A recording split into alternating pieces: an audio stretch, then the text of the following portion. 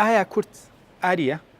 نزیکی سەدەیە کە کورد سەرقاڵی ئەم بابەتە گرنگێ. ئەمڕۆ لێرەین لە بەردەم مۆزەخانەی دکتۆر جەمال لەبەس بۆی وەڵامی ئەو پرسیارە گرنگە بدەینەوە. لەگەڵمان بن.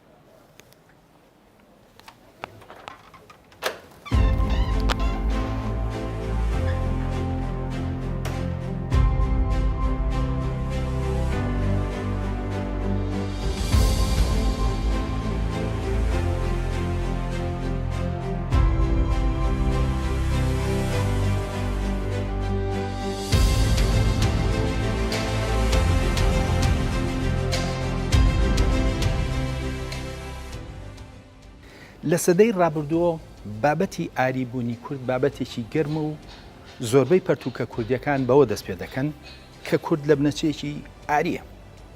واتە ئاریبوونی کورد بووە بە بەشێک لە ناسنامەی نەتەوەکە. جا بابەیەکەوە بزانین تا چەند ڕاستە کە کورد ئاریە. بەڵام پێشەوەی لە ئاریبوون یا لە ئێرانیبوونی کورد کۆڵینەوە دەبێت ئەوە بزانرێت چەندین بابەت هەیە ئەمڕۆ نەک هەر لە ناو کووردا بەڵکو لە جیهانیشدا وەک ڕاستیەکی حاشا هەڵنەگر مامەڵەی لەگەڵدا دەکرێت. بەڵام کاتێک کە سەیری سەرچاوەکان دەکەیت ئەوە بە تەواوی شتێکی جیاواز دەبینرێت. با نەخشەی گۆی زەوی وەک نمونە سیر بکەین.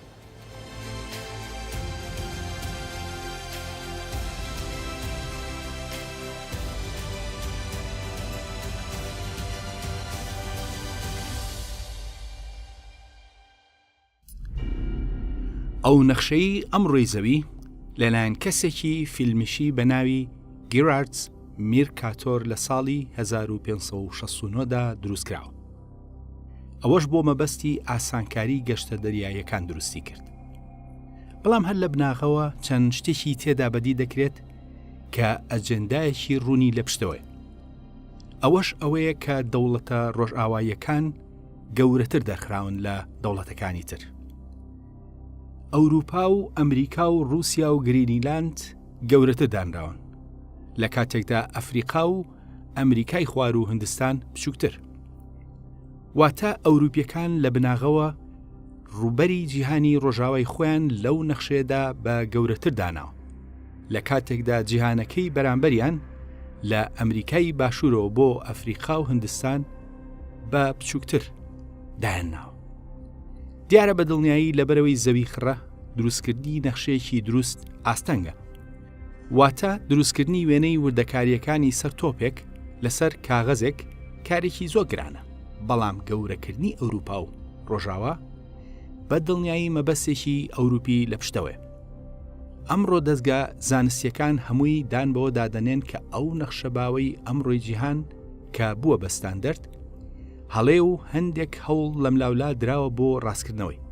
بەڵام کەس ڕاستی ناکاتەوە و ئەوەی کە هەمومان وەک نەخشەی جیهان دەیبینین نەخشەیەکی درۆینەیە و وڵاتە ئەوروپیەکان و ڕۆژئاوایەکانی تێدا گەورەکراوە.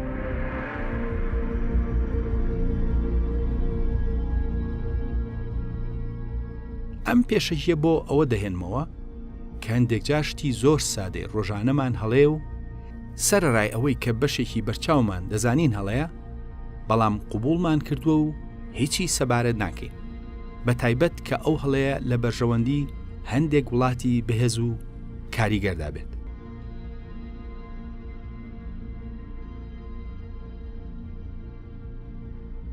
ئەمجا بابگەڕینەوە بۆ بابەتی سەرەکی خۆمان کە ئەگەری ئاریبوونی کووردە.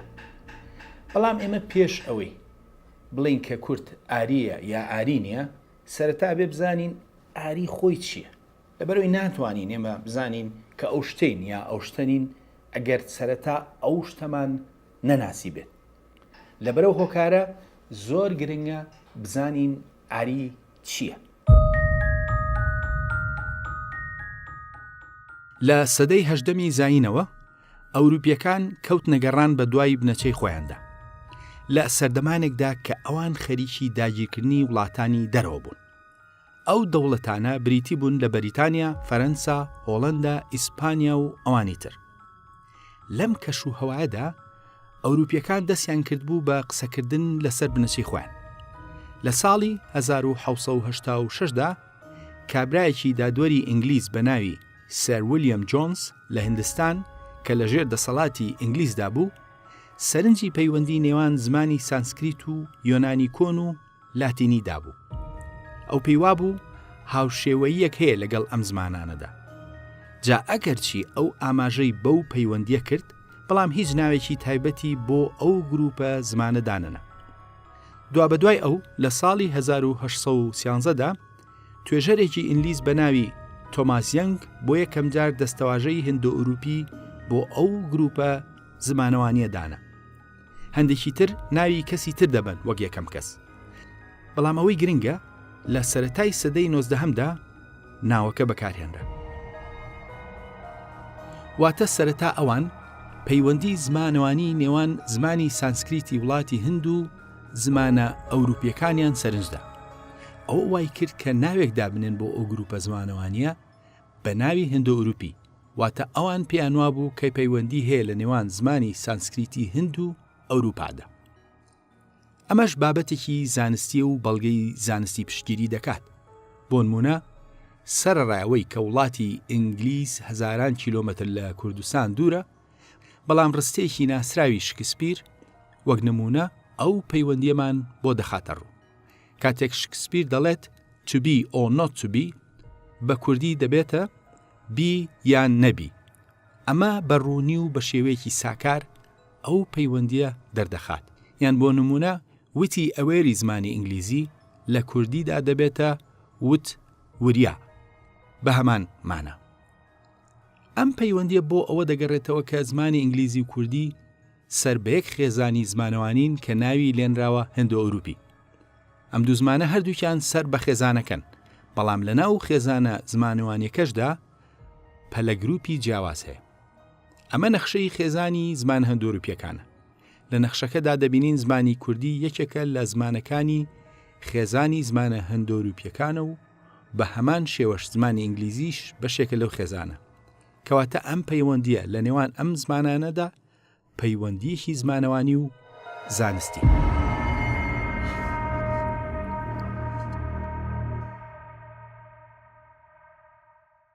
هەروەک ڕوون کرایەوە کوردی زمانێکە کە بەشێکە لە خێزانی زمانە هەندۆ-ئوروپیەکان و ئەمەش مژارێکی زانستیە. بەڵامە بێ بزانرێت ئەو پەیوەندیە پەیوەندیەکی زمانەوانیە، نەک ڕەچەڵک. ڕەچەڵک و زمان دوو بابەتی جیاوازن. سەرڕایەوە شان بەشانی دەستەواژەی هەندۆ-ئوروپی لە تەکیشدا ئاری هاتە ناوانەوە. جابا بەیەکەوە بزانین ئاری چۆن دروستکرا.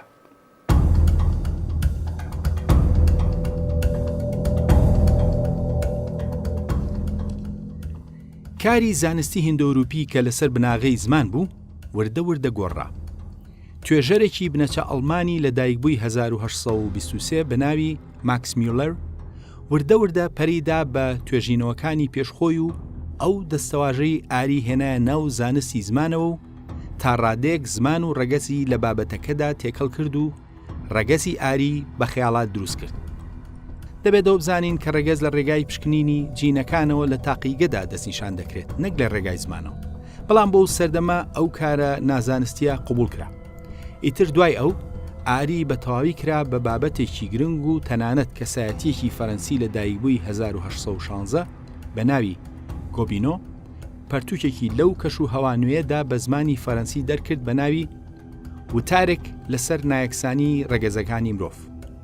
گۆبینۆ لەم توێژینەوەیدا ڕەگەزەکانی مرۆڤ پلەبەند دەکات و ڕەگەزی ئاری خسە سەرەوە.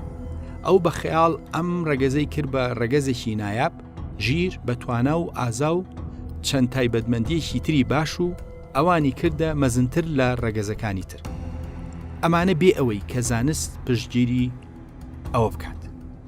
دواتریش چامبەرلینی لە دایکبووی 1855 ئەو گوتی کە ڕەگەزی ئاری لە پشت دروستبوونی شارستانێتی ڕۆژئاواوەیە و تێکەڵبوون بە ڕەگەزەکانی تری وەک جووەکان ئەم ڕەگەزە مەزن و تایبەتە تێک دەدات. بەو جۆرە ئەمە و چەند نووسینێکی تر دواتر بوون بە بناغی ئەدەبی ڕەگەزپەرستانەی نازیەکانی ئەڵمانیا. ئابە و شێوەیە بێ هیچ بناغێکی زانستی ڕەگەزی خەیاڵی نازانستی ئاری هێنرایە پێشەوە و بە جیهانی ئەکادیمیدا بڵاوکرایەوە.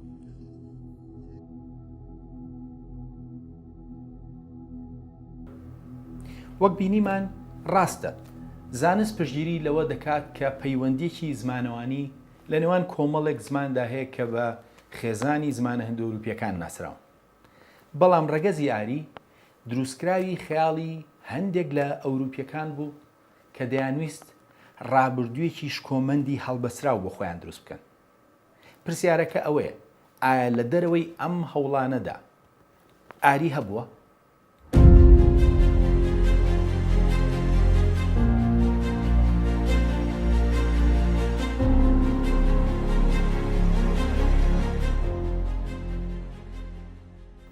لە ڕاستیدا نەتەوەی یا گەلێک نییە لە مێژوودا بە ناوی ئاریەوە.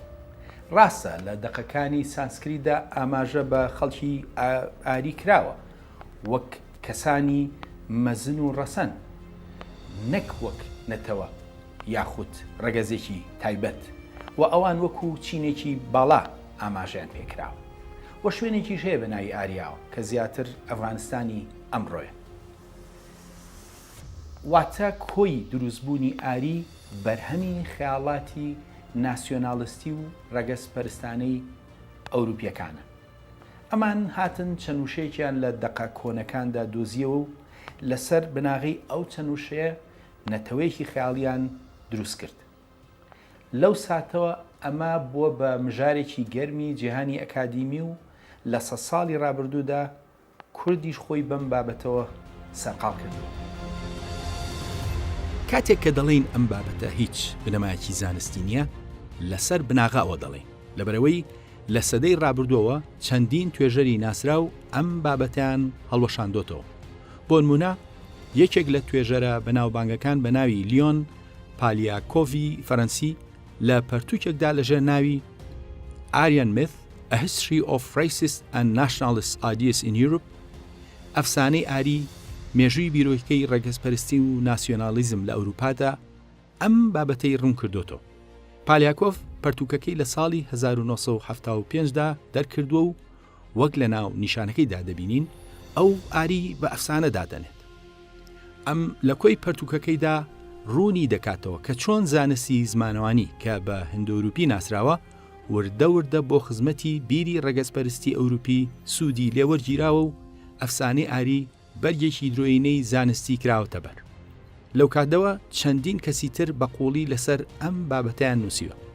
بۆ نمونە لەژێر ناونیشانی The German Invention of Race داهێنانی ئەڵمانەکان بۆ ڕەگەز کە لە ساڵی 2007 دەرچووە، سارا ئەیگن و مارک لاریمۆر ئەوانیش بە هەمان شێوە ئاماژە بە نازانستی بوونی مژارەکە دەکەن و بە تەواوی ڕەتی دەکەنەوە.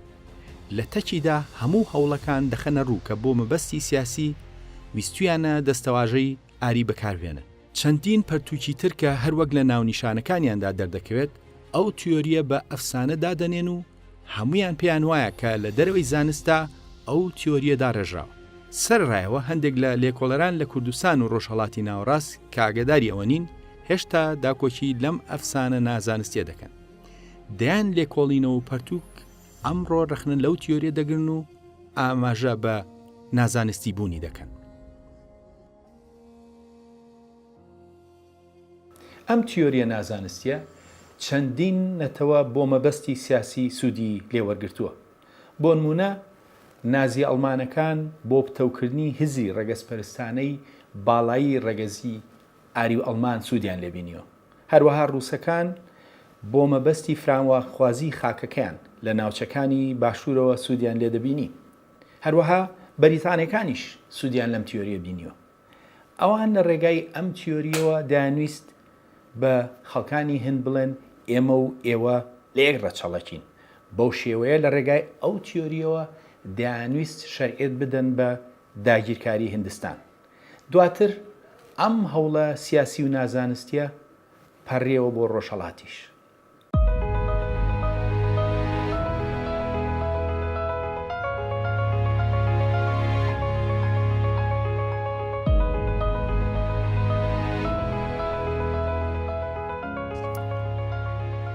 هەروەک ئاماژەمان پێکرد تیۆریە نازانستیەکە بوو بە ئامرازێکی سیاسی و هەر یەکە بۆ بەرژەوەندی خۆی بەکاری دێنا.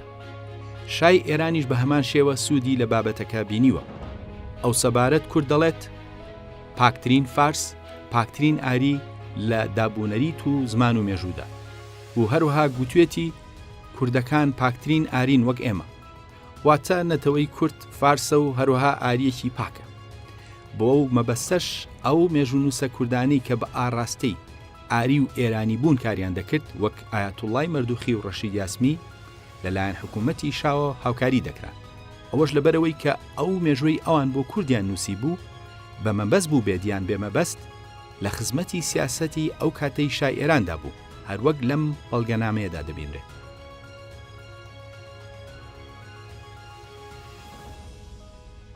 دواتر لەگەڵ کەش و هەوای داهێنانی ئاریدا ناوی ئێرانیشیان هێنایەکایەوە.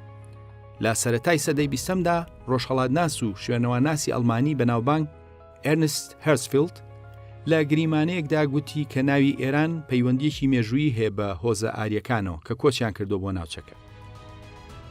پاژماوەیەکی کورد لە ساڵی 1935دا ڕەزاشای پەهلەوی فەرمانیدا بە جێگرتنەوەی هەمیشەی ناوی فەرمی فارس بە ئێران. لەو کاتە بەدواوە دەوڵەت دەستی کرد بە پرۆگرامێکی ڕێکخرا و داڕشتنی ناسنامەیەکی نیشتیمانی بەهێز و نەتەوەی مێژووی خەیاڵی ئاری و ئێرانی. وەک پێشتریش ئاماژەمان پێکرد، بەریتانیەکانیش سوودیان لەو تیۆریە بینیوە. بۆ نمونە ئەم پەرتوکەی تۆماس ترۆتمان لە ژێرناونیشانی ئاریەکان و هندستانی بەریتانی بە تەواوی تەرخانکراوە بۆ ئەوەی کە ڕوونی بکاتەوە بەریتانیەکان چۆن ئەو تیۆریە هەڵبەسراوە نازانستیان بۆ خزمەتی داگیرکاری هندستان بەکارهێناوە. بەو جۆرە ئەم تیۆریە خزمەتی گەورەی ئەجەندای سیاسی کردووە، لە هەمان کاتدا بووە بە گەورەترین بربەست لە بەردەم زانست و تێگەیشتنی زانستی لە کورد و زمانەکەی و بنەچەی زمانە ئیندۆ-ئەوروپیەکان.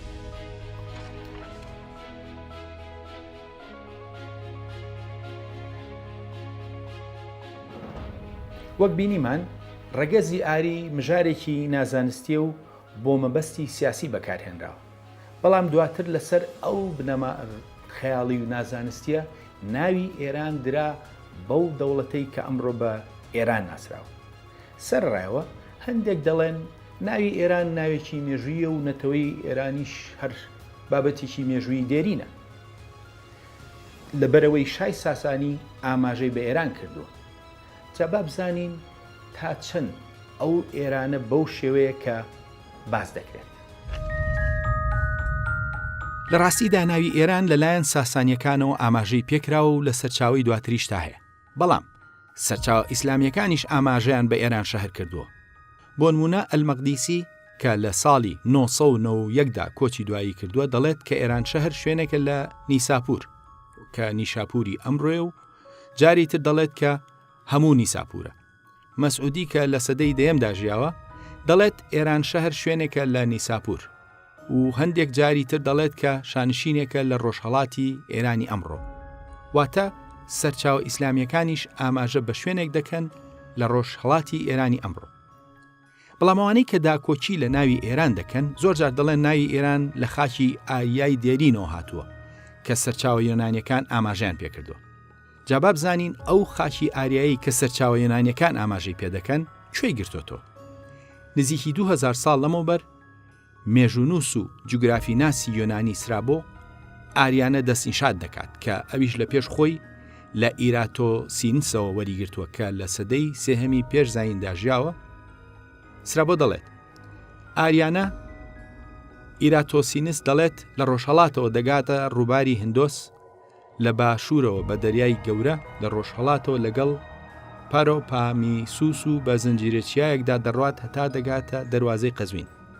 لە ڕۆژاواوە بە هەمان سنوور کە بەهۆیەوە وڵاتی ئەشکانیەکان جودا دەبێتەوە لە میدیا و هەروەها کرمانیا لە پاراتاسین و وڵاتی فارس. ڕوونە کە زۆربەی ئاریانە لە دەرەوەی ئێرانی ئەمڕۆدا بووە.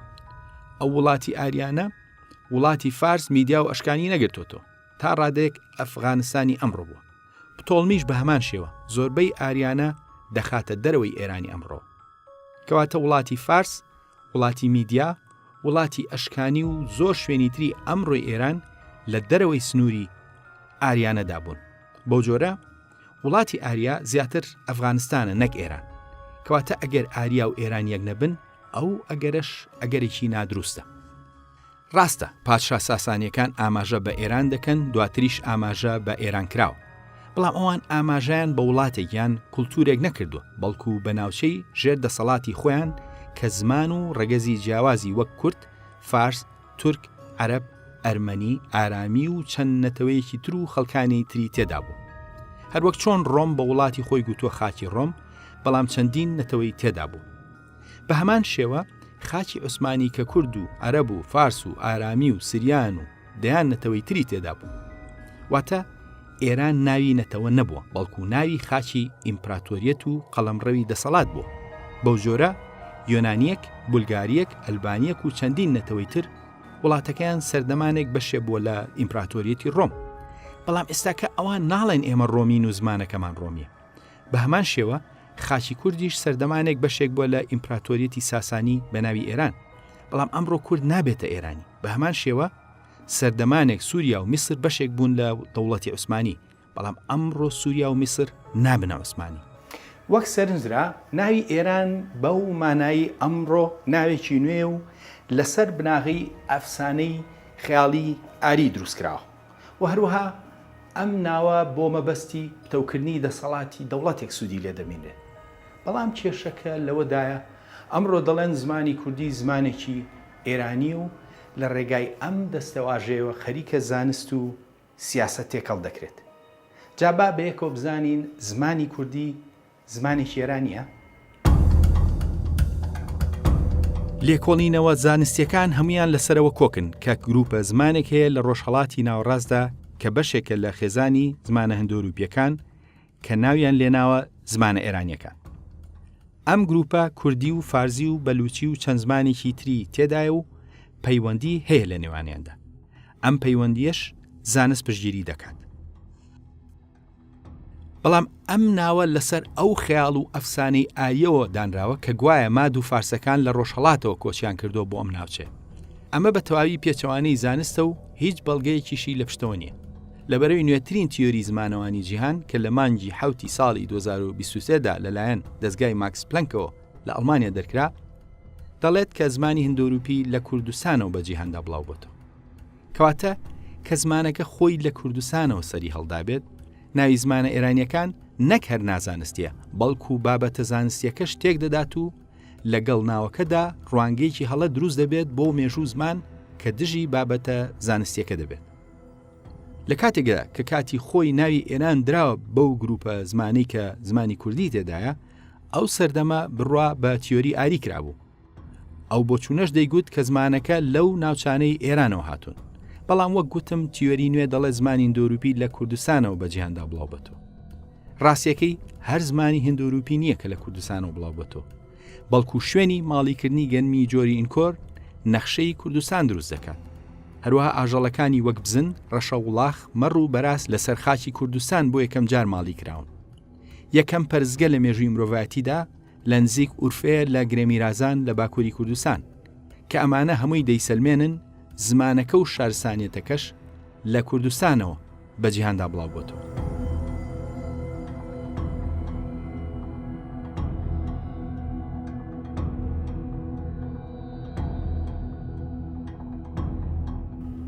نوێترین تیۆری ئەوروپی دەڵێت کە زمانی هندۆروپی لە کوردستانەوە بە جیهاندا بڵاو بۆتەوە. ئەم ژارە لە ئەوروپادا نوێ، بەڵام لە دوو پەرتووکی مندا ئەوە پێشنیار کراوە و پێش 10 ساڵ ئەم بابەتەیەک لا کراوەتەوە کە زمانی هندۆروپی لە کوردستانەوە بە جیهاندا بڵاو بۆتەوە. هەر لەبەر ئەو ڕاستیە کە لە هەردوو پەرتووکەکەی مندا لە بری زمانە ئێرانیەکان زمانە زاگرۆسیەکان پێشنیار کراوە. جا با بەیەکەوە بزانین بۆ ناوهێنانی زمانی کوردی بە زمانە ئێرانیەکان هەڵێ و بە زمانە زاگرۆسیەکان گزارش لە ڕاستیەکی مێژووی و زمانەوانی دەکات. کوردستان لانکەی شارستانیەتە. ئەمە پەخشان و پێهەڵدان نییە، بەڵکو بابەتێکی زانستی ڕوونە. شۆڕشی کشتتوکاڵ لە کوردستانەوە دەسی پێکرد کە بناغی پایەکانی شارستانیەتی مرۆڤایەتی ئەو شۆڕشە داینە. لەبەرەوە چاندنی چەندین دانێوەڵە لە کوردستانەوە دەسی پێکردووە. کۆنترین پەرزگە لە سەرخاکی کوردستانە و لە نزیک شاری ئورفێ.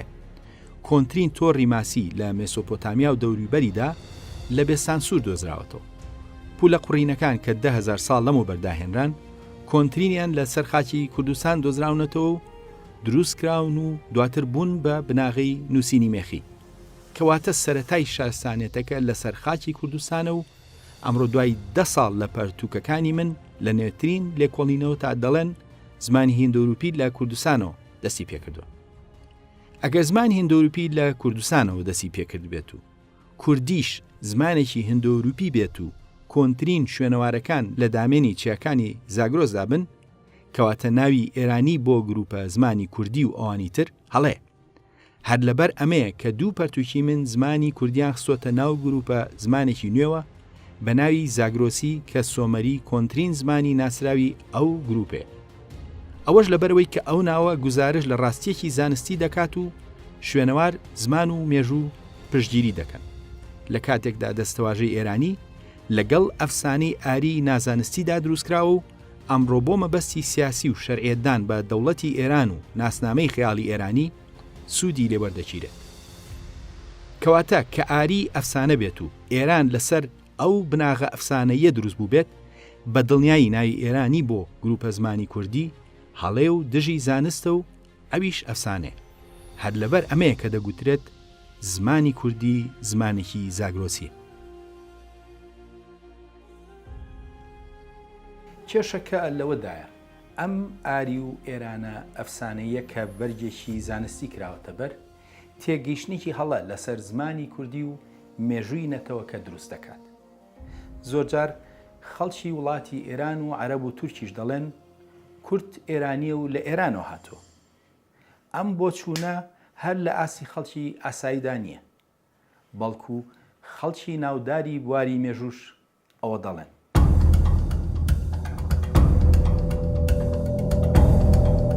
بۆ نمونە لەم ڤیدیۆدا پرسیار لە مێژوونووسی عێراقی خەز ئەلماجدی دەکرێت کە ئایا کورد سۆمەریە؟ ونفس السؤال هل الأكراد والإيزيديين هم السومريون كما يدعون؟ كلا أبدا، الأكراد آريون والإيزيديون خليط من الآريين والساميين. دەبینین ئەو گشت وەڵام دەداتەوە دەڵێ نەخێر کورد ئاریە. کێشەکە ئەوەیە کە ئەوەی پرسیارەکەی لێ دەکات ناڵێت ئاری چییە. خەزەن ماجدی گەلەی بپرسید ئاری چییە؟ ئەو چیرۆکە ئەفسانەیەت بۆ باز دەکات کە لە سەدەی ڕابردوودا داهێنراوە و ئەمڕۆ لە ناو دەستگا ئەکادیمیە جیهانیەکاندا وەک تیۆریەکی ئەفسانەی و بابەتێکی نازانستی سێر دەکرێت. بەڵام خەز ئەلماجدی هاوشێوەی هەندێک لێکۆڵەری ڕۆژهەڵاتی ناوەڕاست نائەگەدارن لە زانست و لێکۆڵینەوەی نوێ. ئەو بۆچوونەکانی لەسەر کورد لەسەر ئەو بۆچوونە نازانستیانەی سەدەی ڕابردوو داڕشتووە کە هەمویان هەڵن. بۆ جۆرە ئەم تیۆریە بۆ بە بەربەستێک لە بەردەم تێگەیشتنیەکی زانستی لە کورد. ئەم بابەتە بە تایبەت لە ناو ئەکادیمیەکانی وڵاتی ئێراندا زۆر بەکاردەهێنرێت. ئەوان زۆربەی شتی ناوچەکە دەکەنە فارسی. ئەگەر گومانێک لەسەر فارسی خەیاڵێکە هەبێت دەڵێن ئێرانیە. بەو جۆرە لە ڕێگای ئەم دەستەواژە نازانستیەوە مێژوو فەرهەنگی کوردی بزر دەکرێت و داگیر دەکرێت و لەژێر ئەو ناوەدا ڕوانگەیەکی نازانستی بۆ خەڵکێک دروست دەکرێت کە لە مێژوودا نەبووە و دروستکراوی خەیاڵی سەدەی 19هەمی ئەوروپا و سەدەی 20هەمی ئەکادیمیەکانی وڵاتی ئێرانە. لە هەمان کاتدا ئەمە وای کردووە لە 100 ساڵی ڕابردوودا هەر پەرتووکێک لەسەر کورد لە جیهاندا بنووسرێت یەکسەر بڵێن کورد زمانەکەی ئێرانی و لە ئەنجامدا تێگەیشتنێکی هەڵەی نازانستی لەسەر کورد و زمانەکەی و مێشوەکەی هاتۆتە ئاراوە.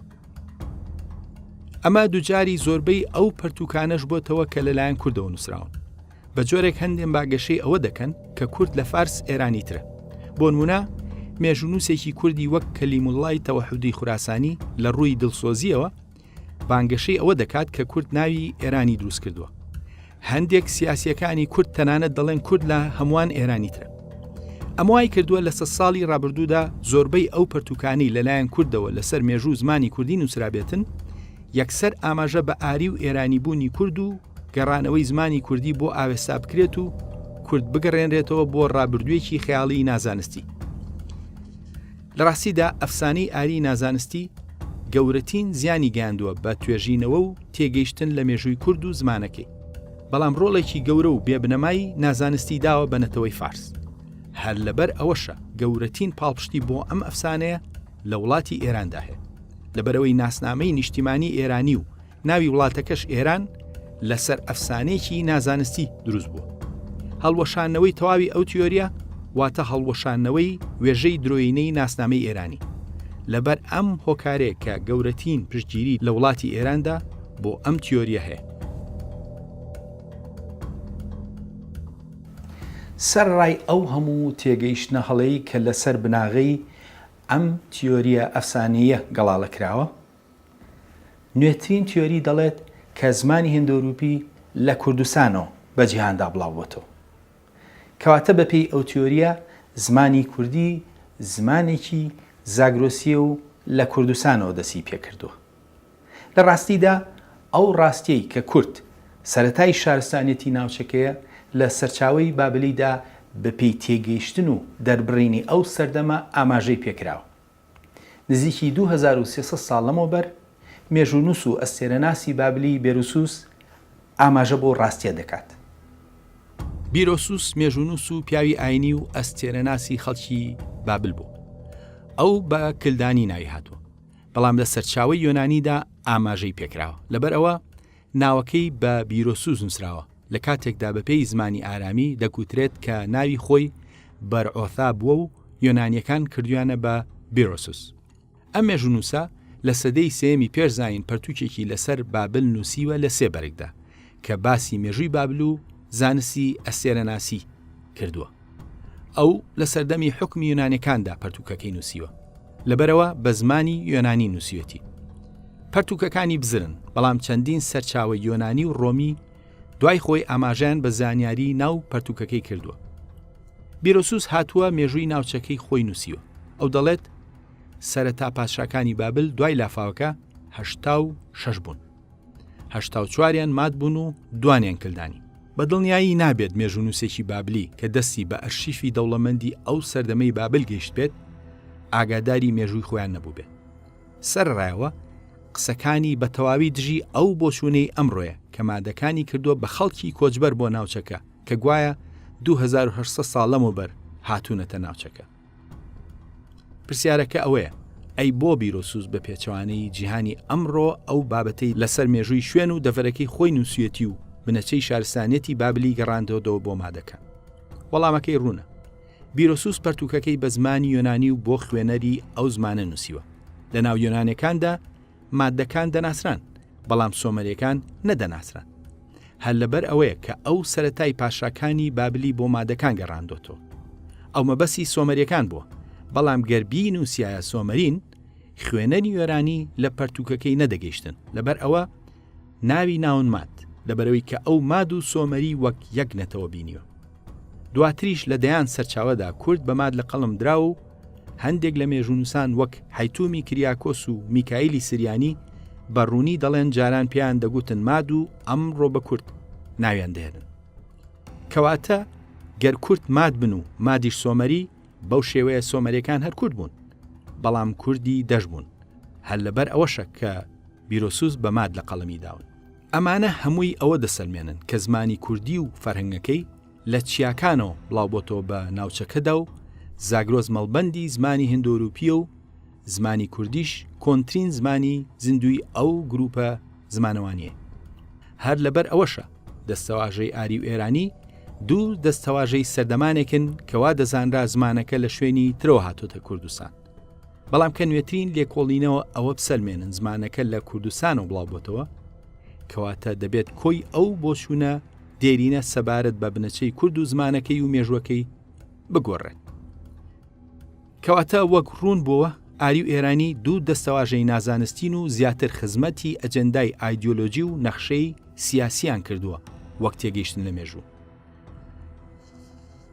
هەروەها کاتێک کە لە دەرەوەی دەستەواژەی ئێران و ئاریدا کار دەکەین، بۆمان دەردەکەوێت کە زمانی کوردی زمانێکی زاگرۆزیە و وەک سەرەتای زمانی هیندۆروپی لە چیاکانی کوردستانەوە ئەو زمانە هاتۆتە خوارێ و بە جیهاندا بڵاوبۆتەوە.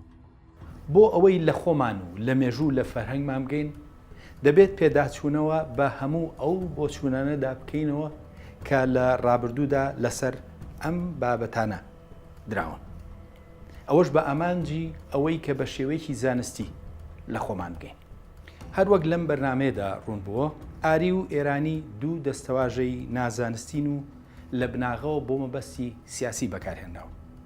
جگە لەوە مانەوەیان دەبێتە هۆی تێگەیشتێکی هەڵا لەسەر زمانی کوردی و مێژووی نەتەوەی کورد.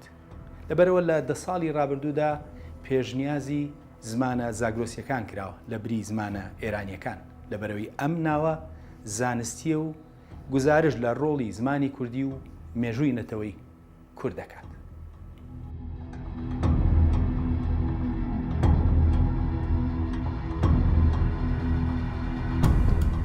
هەروەکو ئەمڕۆ لەم بەرنمەیەدا ڕوون بووە زۆر لایەنی زمانی کوردی و مێژووی نەتەوەکە لەسەر بناغەیەکی نازانستی داڕێژراوە. بەرنامەی خۆناسین لە هەوڵی ئەوەدایە کە بە هەموو ئەو لایەنانەدا بچێتەوە.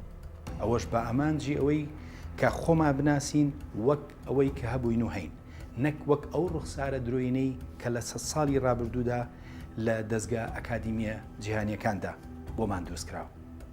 ئەمڕۆ لێرە لە مۆزەخانەی دکتۆر جەمال نەبەس ئەم بەرنامەیەمان پێشکەشکردن.